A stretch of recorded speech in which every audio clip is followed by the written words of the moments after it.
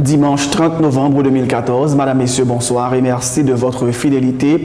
Bienvenue dans ce dernier numéro de Pulsation Week-end pour ce mois de novembre. À la une de l'actualité, la Canadienne d'origine haïtienne, Michaëlle Jean, 57 ans, a été nommée secrétaire générale de l'Organisation internationale de la francophonie ce dimanche lors du 15e sommet de la francophonie à Dakar, au Sénégal.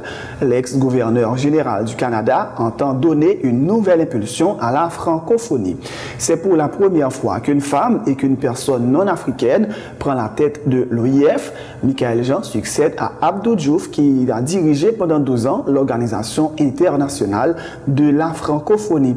Des réactions en Haïti, le président Michel Martelly et le premier ministre Laurent Lamotte saluent l'arrivée de Michaëlle Jean à la tête de l'OIF. Laurent Lamotte dit espérer vivement que le développement humain sera au centre des préoccupations de la nouvelle secrétaire générale. C'est ce lundi 1er décembre qu'aura lieu au Palais national l'investiture de la commission consultative mise en place par le chef de l'État. Elle dispose de 8 jours pour faire une proposition de sortie de crise. Il reviendra au président Michel Martelly de décider en dernier recours, a précisé Lucien Jura. Le candidat à la présidence, Jean-Henri Séan, accueille favorablement la formation de la commission dont les membres inspirent confiance, a-t-il ajouté. Bon accueil également du coordonnateur général de l'OPL, Sauveur Pierre-Étienne, et plaide en faveur des changements au sein du gouvernement et pointe du doigt les ministres de la Justice et de l'Intérieur et de la mise sur pied d'un nouveau conseil électoral dans la perspective de l'organisation des prochaines élections en 2015. Le secrétaire général de la plateforme des organisations haïtiennes de droits humains, Antonal Mortimé, demande qu'une enquête indépendante soit diligentée suite aux déclarations du sénateur Steven Benoît dénonçant le gouvernement qui aurait placé sur écoute des membres de l'opposition, notamment des parlementaires. À l'étranger, après Nicolas Sarkozy à droite, c'est au tour de Marine Le Pen d'être réélue présidente du Front National, un parti d'extrême droite. La course à l'Élysée en 2017 plus que jamais lancée, alors que la cote de popularité de François Hollande est en chute libre. En sport, la Juventus a arraché in extremis le derby turinois face au Torino ce dimanche lors de la 13e journée du Calcio. Pirlo a fait la différence dans le temps additionnel. C'est la 25e victoire consécutive de la vieille dame à domicile. NBA, Houston et Miami ont misé sur leurs stars pour battre respectivement Milwaukee et Indiana avec 34 points pour James Harden et 19 pour LeBron James. Mesdames, Messieurs, restez branchés pour le développement de ces titres et de bien d'autres.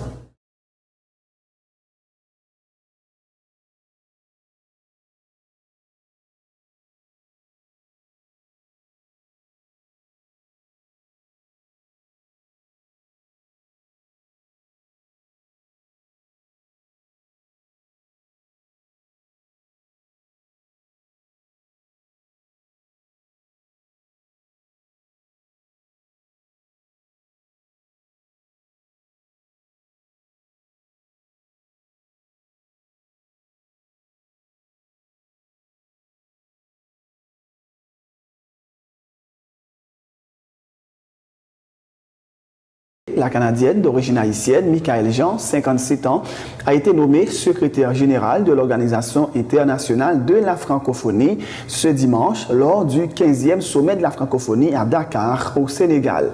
L'ex-gouverneur général du Canada entend donner une nouvelle impulsion à la francophonie. C'est avec cet enthousiasme que je tiens à avancer comme secrétaire générale et en m'appuyant sur l'héritage riche, fort, extraordinaire, le legs du secrétaire général Abdou Diouf. On ne remplace pas Abdou Diouf, on lui succède dans la continuité de son action.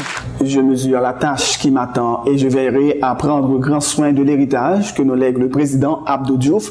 J'entends répondre aux besoins et aux attentes des États et gouvernements membres de l'OIF, tout en donnant une nouvelle impulsion à la francophonie, a indiqué Michaëlle Jean, plaidant pour une francophonie moderne et tournée vers l'avenir.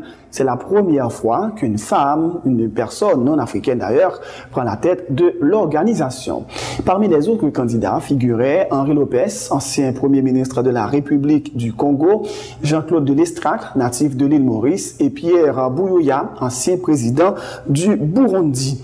Le président Michel Martelly salue la nomination de Michaël Jean au poste de secrétaire général de l'OIF.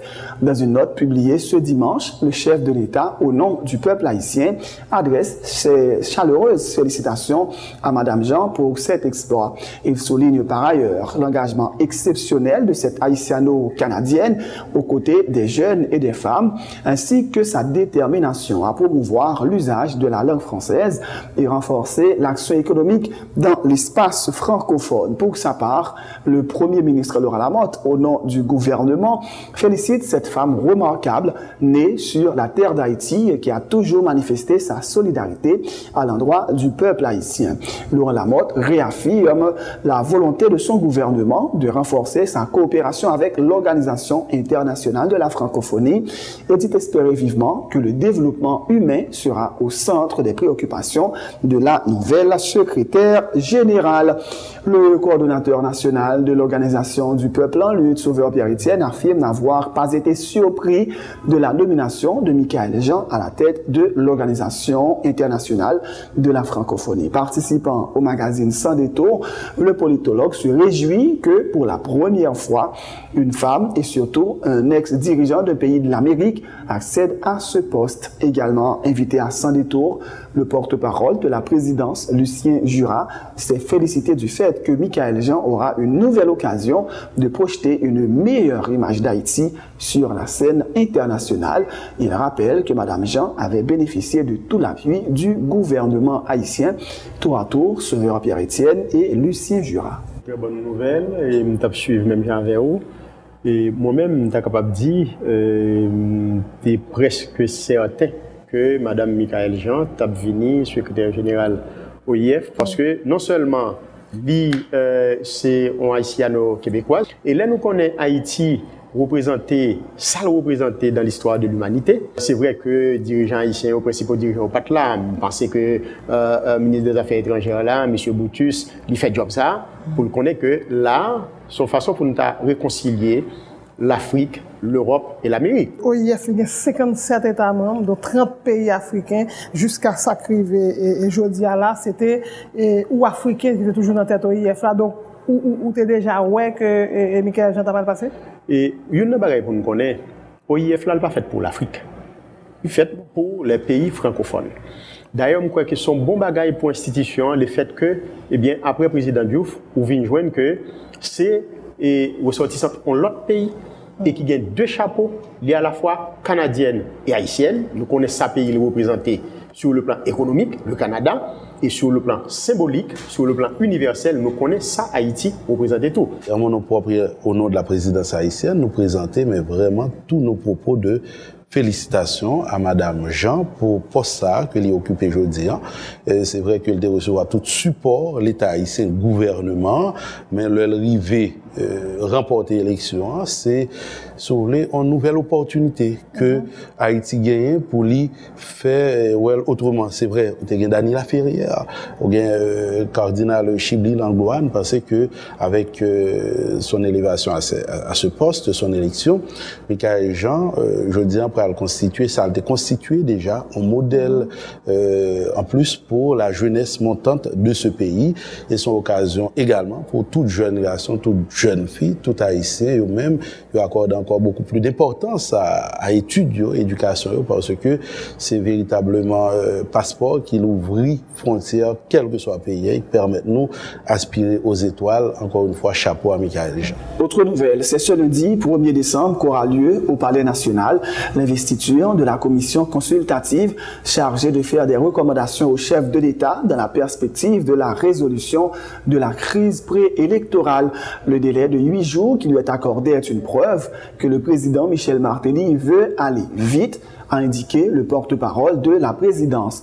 La commission sera indépendante et libre de faire les recommandations qu'elle jugera opportunes, mais il appartient au président Michel Martelly de décider en dernier recours, a précisé Lucien Jura. Je dis, commission ça a toute indépendance pour produire remarques, suggestions, recommandations. Mais il reviendra au chef de l'État à la lumière des commentaires, des recommandations, des suggestions de cette commission pour que lui-même décide en dernier ressort. Et n'a précisé encore une fois que la commission ça a un mandat de 8 jours pour produire recommandations. La preuve que le chef de l'État n'est pas traîner, mais il est surtout dans le sens de la sagesse. Est-ce que c'est pas fuir la responsabilité? Une fois la commission fait proposition, elle dit ouais, et pas proposition, pas et pas moi-même qui pose proposition, c'est la commission, tout la gueule sous le dos. Et il n'y a pas jamais qu'à faire ça dans la mesure où c'est lui qui va pour le décider au fait. Au final, si la commission, par exemple, vient avec des recommandations qui patava dans le sens sur les rapprochements secteurs qu'on a cherché. Je répondre à quelqu'un qui dit que, bon, message communautaire international, là, il y a une commission qui vient donc il n'y a pas de président. Je pense que c'est des spéculations. L'homme garde profil, moun qui compose la commission, ça, pas comme capable d'aventurer pour mal dans ce sens comme ça. Je pense que c'est des patriotes qui ont même une conscience claire de la réalité et qui a venu avec ça, estimé qu'il y a plus bon pour la nation. Mais nous, des acteurs là, c'est la tête du Premier ministre Laurent Lamont. Est-ce que le président Martelly est prêt pour la guerre Lamont? Quels sont ces alliés? Parmi 5 grands points qui découlaient de consultation que le président a initié, une là-dedans, c'est départ Premier ministre là, avec le gouvernement. C'est pas un secret pour personne. Maintenant, investiture, membre commission consultative là, la fête demain, lundi, dans le Palais national. Puis, message président Martelly, c'est encore cette main tendue aux autres acteurs pour que nous chita dans le dialogue, pour nous joindre solution à la situation qui est installée là dans le pays. Et puis, le peuple haïtien lui-même, rester tête frette, pas prendre en provocation parce que voie violence, c'est voie qui est contraire à développement, à amélioration des conditions de vie. Le notaire et homme politique Jean-Henri Séan salue la décision du président Martelly de mettre sur pied la commission consultative. Les personnalités qui ont été choisies inspirent confiance, soutient Maître Séan, qui dit espérer que le président Martelly tiendra compte des recommandations de la dite commission. Je accueillir avec un pile positivité. Je crois que c'est un bon bagage. Et il y a des gens qui ont passé, et peut-être avec raison, que le président a fait dilatoire. Bon, comme délai à très court, c'est 8 jours, parce que quand même, le jour a fini pour combat qui sorti. Moi-même, je crois que c'est une très bonne chose. Il est entré dans la suite logique de consultation, parce que moi-même, je ne suis pas d'accord, et je me dis dans la radio et dans la télévision, je ne suis pas d'accord avec ça, je me dis que le président va faire une synthèse et puis il va sortir décision à partir de la synthèse. Non, le président a un pile monde qui va une nouvelle lecture de la situation. Il est tellement tendé un pile monde que il croit qu'il est nécessaire qu'il fait appel à d'autres monde dans la société qui crédible et même tendez une série de noms dans la commission. Je m'applaudis, je me donne non ça. Vous parlez de membre de la commission, déjà il y a des contestations par rapport à la commission. Moi-même, je n'ai pas de problème avec aucun membre.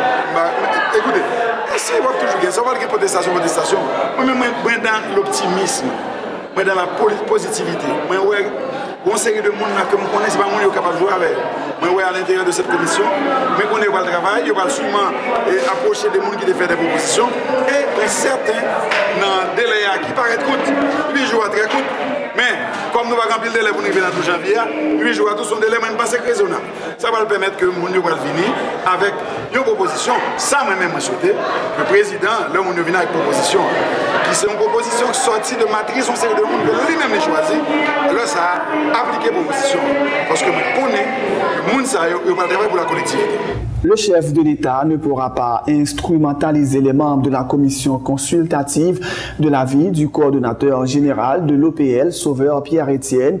Il plaide en faveur des changements au sein du gouvernement et pointe du doigt les ministres de la Justice et de l'Intérieur et de la mise sur pied d'un nouveau conseil électoral dans la perspective de l'organisation des prochaines élections en 2015. La commission, c'est sûr qu'il va faire des recommandations. Nous avons souhaité Les commissions soumettent rapport libre au président. Le président lui-même, il a invité le deuxième personnage politique du pays, le président de l'Assemblée nationale, l'honorable sénateur Dieuchel Simon Dera, pour venir chita avec lui, parce que de toute façon, solution à crise, ce n'est pas dans la rue, il y en a besoin. C'est dans le cadre institutionnel et il concerne au premier chef la présidence et le Parlement. Même si le pouvoir judiciaire là, prend un rôle pour le jouer, dans la question irritante, les gens qui sont en prison, il y a l'autre problème qu'il faut l'obliger à adresser. Et c'est dans le cadre de modification du projet de loi électorale là, si je prends le conseil électoral provisoire. D'ailleurs, nous ne pas même dans le radar. Décrypté. Non, mais nous ne pas même dans le radar. Nous avons l'impression que c'est l'un prend boîte noire au conseil électoral, ça nous parle comme qui s'acrive. Si vous pouvez comprendre ça. Non, lors du CEP en temps, ça dit tout le monde mieux ou bien bon, il y a la fonterie. Non, pas besoin de paniquer, je suis démocrate. Je ne vais pas jamais demander pour arrêter mon CEP, je ne vais pas comme ça. C'est pas ça. Je dis, moi, il pas exister. Il va exister. Donc, il faut que bon CEP qui vient, qui peut organiser l'élection pour collectivité territoriale, élection législative et élection présidentielle au printemps de l'année 2015. Tout à l'heure, votre CEP dans le radar. Est-ce que vous avez la motte dans le radar? OPL pas entrer dans la question pour le ministre. Parce que depuis l'entrée là-dedans, il y a le deal pour l'entrée dans le gouvernement. OPL pas besoin de faire ça. Donc, que la montre était qu'elle va arrêter. C'est pas ça qui intéresse nous. OPL a regardé bon côté ministère de la Justice, a regardé bon côté ministère de l'Intérieur, parce que OPL connaît comment ils vont l'élection. C'est-à-dire, vous-même, vous n'avez pas de problème que le Premier ministre la montre arrêté, mais que le Premier ministre a arrêté, mais le ministre de la Justice, le ministre de l'Intérieur, parce qu'il faut changer, c'est ça? Le Premier ministre doit démissionner, question à pas résoudre. Parce que dans le monde qui demande de démission, et c'est une bataille, ça OPL va l'entrer. Parce que pour une bataille pour connaître qui est-ce qui va le mettre Premier ministre là. Pour une autre bataille pour connaître qui est-ce qui va mettre le ministre de la Justice là et le ministre de l'Intérieur. Parce que nous connaissons comment ils vont l'élection. Il suffit que contrôler le pouvoir là pour nous gagner ministre de la Justice, nous, pour nous gagner Premier ministre, nous, pour nous gagner ministre de l'Intérieur, nous, pour nous voler l'élection. Donc vous dites, fin décembre, là, on va sortir. Mais il n'y a pas même gens El Rancho, il n'y a pas même gens accord 25 décembre. Non, c'est toujours El Rancho. D'ailleurs, ouais, mon seigneur Patrick Harris là, ou je ne sais de monde qui était El Rancho là. D'ailleurs, on a quoi El Rancho, personne ne peut pas enterrer parce que me dit ça déjà. En bas, il fait noir, pas d'électricité. Si pour enterrer à quoi El Rancho, il faut enterrer au PL. Et pour enterrer au PL, a descend avant pour faire expérience pour pas d'électricité. Non, mais au PL, a bien seul tout dans sa lab défendre. Et suivre pour synapse seul dans le jour qui venir là. Après, tout le monde va l'obliger à reconnaître, c'est démocrate, nous pas l'instabilité politique, nous croyons dans l'institution, pour le pays, pour la patrie, ou pas de patriote depuis longtemps. Et bien, nous suivons au PL, nous pas emboîter le pas, il y a connaît que pas de solution dans craser brisé, pas de route pas bois. Solution, c'est des élections libres, transparentes et démocratiques. La solution de la crise passe par le renvoi de l'actuel conseil électoral. Selon le député des Gonaïves, Sagad Dieudonné, le chef de l'État se doit d'avancer dans cette direction pour éviter tout pourrissement de la situation qui risque de conduire à sa propre chute, affirme le parlementaire. Le député Dieudonné dit croire qu'en dépit de la volonté des conseillers Berlanger, Joseph et Mathurin de réaliser des élections libres dans le pays, cela ne va pas se réaliser car l'exécutif contrôle la majorité des conseillers électoraux. Élection qui est faite dans le pays, mais avec l'autre CEP, ce n'est pas avec CEP ça. Ce n'est pas avec CEP Rosa. Parce que M. Léopold Bélanger, maintenant Emi Joseph, Max Mathurin, ils ont comme pris en otage dans CEP ça. Parce que tout le bagage a fait, ils ont dit on nous fait vote. Le président Matéli a une majorité dans CEP.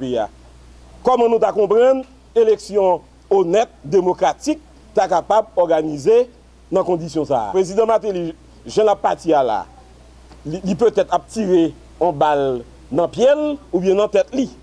Donc nous espérons qu'il apprend les choses en main, de telle sorte que Pita, pas triste pour lui. Parce que il y a une situation, li pourri.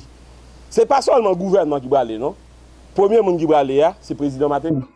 Mais député nous fait catégorique alors que nous connaissons des négociations qui en perspective. Quand même, c'est des sujets qui sont arrivés à mon point de vue. Quand même, est-ce qu'on pense que c'est eux qui l'ont obligé à aller quand même dans la question de négociation? Écoutez, acteur et pas sérieux, mon cher. Ou même comme journaliste, comment vous avez considéré le groupe 6 là, qui, pendant des mois, a mobilisé, ils ont dit qu'ils veulent l'élection, ils ont dit mais il faut qu'il y ait une bonne gouvernance, il faut qu'il y ait une négociation, il faut que nous formions conseil électoral en application de l'article 289 de la Constitution, et puis on matin là au lever, ils disent bon, nous d'accord pour dans l'élection avec CEP ça. Ou on t'a considéré comme monde qui honnête, ou t'a considéré comme monde qui sérieux. Crise n'est pas capable de nouer si un gouvernement n'est pas tombé. Deux, si conseil électoral n'est pas rasé. Trois, si tout ça conseil électoral l'a été fait, tout bec, toute bête, ils mettent en place, si ils n'ont pas rasé. Autre point de l'actualité, le secrétaire général de la plateforme des organisations haïtiennes de droits humains, Antonal Mortimé, demande qu'une enquête indépendante soit diligentée suite aux déclarations du sénateur Steven Benoît, selon lesquelles le gouvernement aurait placé sur écoute des membres de l'opposition, notamment des parlementaires. Si de telles informations se vérifiaient, ce serait une grave violation des droits des citoyens, explique le défenseur des droits humains, qui affirme lui aussi avoir la sensation d'être espionné pendant ces conversations téléphoniques.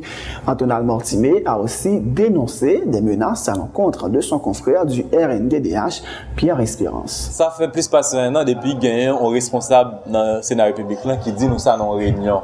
Ouais, qui dit nous le gouvernement commander des appareils bien chers et côté installé pour mettre plusieurs centaines de monde même sur écoute. Ni monde dans le milieu politique là, ni monde dans le milieu social là.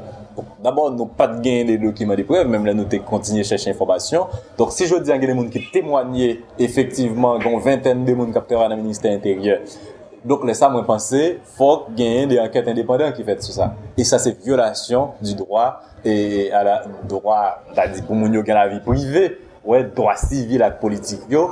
On l'autre fois encore son nouveau scandale qui méritait que le gouvernement prenne. Et ça a montré effectivement que le gouvernement ça, il n'a pas respecté les droits de l'homme, il n'a pas respecté la loi. Parce qu'il n'y a pas de pièce cadre légale qui autorisait le ministre intérieur ou bien le premier ministre à mettre les gens sur écoute. Et pas de pièce cadre légale tout qui autorisait Digicel et avec Natcom partager des informations sur la vie privée monde. Donc moi exhorter le gouvernement pour le prendre et demander au Parlement pour même tout jouer un rôle dans le cadre de pouvoir de contrôle qui a gagné. Mais moi senti plus qu'interpellé sur question ça. Plusieurs fois m'a parlé avec des collègues de travail moi et m'a parlé avec des gens la caille moi et nous senti qu'il y a d'autres monde qui attendaient. Ouais, nous senti qu'il y a d'autres monde qui attendaient et que des fois ils signalé ça. Je dis moi attendez senti qu'on l'autre monde sur des téléphones là. Donc comme moi pas de gagner de données pour me dénoncer ça, mais si je dis, il y a des officiels qui mettaient par là dehors, donc je profite pour me dénoncer, nous-mêmes dans le secret de maintenant, semblait y a espionné, ça n'a fait, y a espionné, ça n'a dit, et nous connaissons dans quelles circonstances, ingénieur Daniel Dossenville a assassiné lui, ensemble avec madame Né, sans doute qu'il était qu'on a un déplacement. Qui veut dire depuis hier soir, un sénateur, c'est pas n'importe qui monde, son sénateur de la République qui dit, magistrat Port-au-Prince a planifié pour assassiner Pierre Espérance. Et moi, attendez, pendant plusieurs fois, il y a des ministres qui disent l'organisation de droits mondiaux représente une menace pour la souveraineté nationale, pour la sécurité nationale. Donc si vous trouvez rapport nous penché, si vous trouvez rapport nous faux, si vous trouvez c'est nous-mêmes qui baillons le département d'État information, c'est nous-mêmes qui baillons les Nations Unies information qui fait qu'il faut tacler en matière de violation de droits.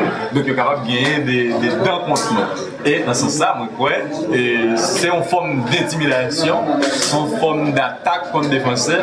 Le secrétaire d'État à la relance agricole, Vernet Joseph, a indiqué que les récentes inondations ayant frappé le département du Nord ont provoqué des dégâts évalués à environ 7 millions de dollars américains.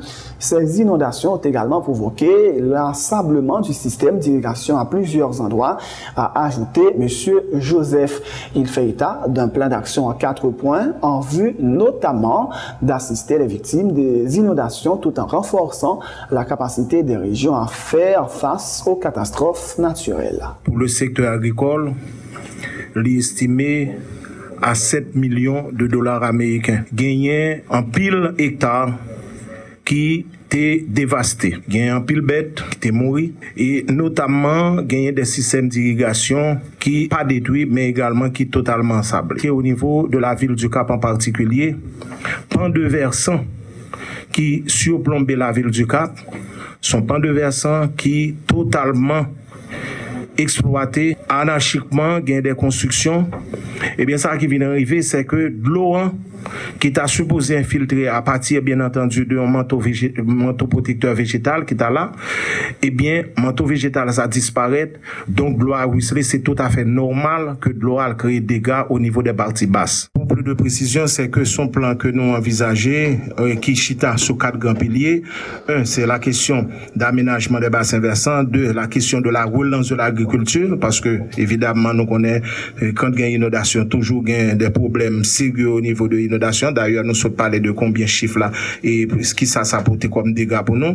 Et puis, il y a également un composant qui est l'infrastructure de génie. C'est là-dedans que nous avons le point, tout ça, nous avons capable de réhabilitation de pistes rurales, c'est là-dedans nous avons capable de remise en état des infrastructures d'irrigation et de drainage, c'est là que nous sommes capables de parler de pour nous rendre opérationnels des infrastructures de stockage et remise en état des bassins de sel, que vous songez que nous avons parlé d'une perte de $100,000 qui occasionnait à partir de dégâts. Bref, et puis également, 4e composante là, c'est la question de gouvernance environnementale. C'est là que nous avons parlé de renforcement institutionnel. C'est là que nous avons prendre toute une série de dispositions. Et vous songez que nous avons parlé des brigades de surveillance environnementale. Le plan que nous avons parlé là, c'est un plan qui inscrit dans la durée, qui est plutôt adressé des problèmes de développement.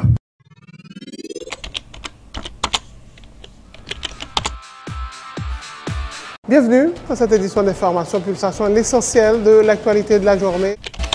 Merci de votre fidélité. Bienvenue dans ce premier numéro de Pulsation Week-end.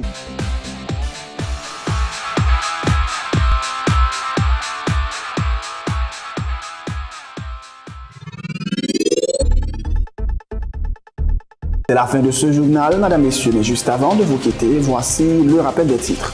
La Canadienne d'origine haïtienne Michaëlle Jean, 57 ans, a été nommée secrétaire générale de l'Organisation internationale de la francophonie ce dimanche lors du 15e sommet de la francophonie à Dakar, au Sénégal. L'ex-gouverneur général du Canada entend donner une nouvelle impulsion à la francophonie. C'est pour la première fois qu'une femme et qu'une personne non africaine prend la tête de l'OIF. Michaëlle Jean succède à Abdou Diouf qui a dirigé pendant 12 ans l'Organisation internationale de la francophonie. Des réactions en Haïti, le président Michel Martelly et le premier ministre Laurent Lamotte saluent l'arrivée de Michaëlle Jean à la tête de l'OIF. Laurent Lamotte dit espérer vivement que le développement humain sera au centre des préoccupations de la nouvelle secrétaire générale. C'est ce lundi 1er décembre qu'aura lieu au Palais national l'investiture de la commission consultative mise en place par le chef de l'État. Elle dispose de 8 jours pour faire une proposition de sortie de crise. Il reviendra au président Michel Martelly de décider en dernier recours, a précisé Lucien Jura. Le candidat à la présidence, Jean-Henri Séan, accueille favorablement la formation de la commission dont les membres inspirent confiance, a-t-il ajouté. Bon accueil également du coordonnateur général de l'OPL, Sauveur Pierre-Étienne, plaide en faveur des changements au sein du gouvernement et pointe du doigt les ministres de la Justice et de l'Intérieur et de la mise sur pied d'un nouveau conseil électoral dans la perspective de l'organisation des prochaines élections en 2015. Le secrétaire général de la plateforme des organisations haïtiennes des droits humains, Antonal Mortimer, demande qu'une enquête indépendante soit diligentée suite aux déclarations du sénateur Steven Benoît dénonçant le gouvernement qui aurait placé sur écoute des membres de l'opposition, notamment des parlementaires. À l'étranger, après Nicolas Sarkozy à droite, c'est au tour de Marine Le Pen d'être réélue présidente du Front National, un parti d'extrême droite. La course à l'Élysée en 2017 plus que jamais lancée alors que la cote de popularité de François Hollande est en chute libre. En sport, la Juventus de Turin a arraché in extremis le derby turinois face au Torino 2-1 ce dimanche lors de la 13e journée du Calcio. Pirlo a fait la différence dans le temps additionnel. C'est la 25e victoire consécutive de la vieille dame à domicile. NBA, Houston et Miami Heat ont misé sur leurs stars pour battre respectivement Milwaukee et Indiana avec 34 points pour James Harden et 19 points pour LeBron James. C'est la fin de ce journal. C'était le dernier pour ce mois de novembre. Merci de l'avoir suivi et bonne suite de programme sur Télé Pluriel.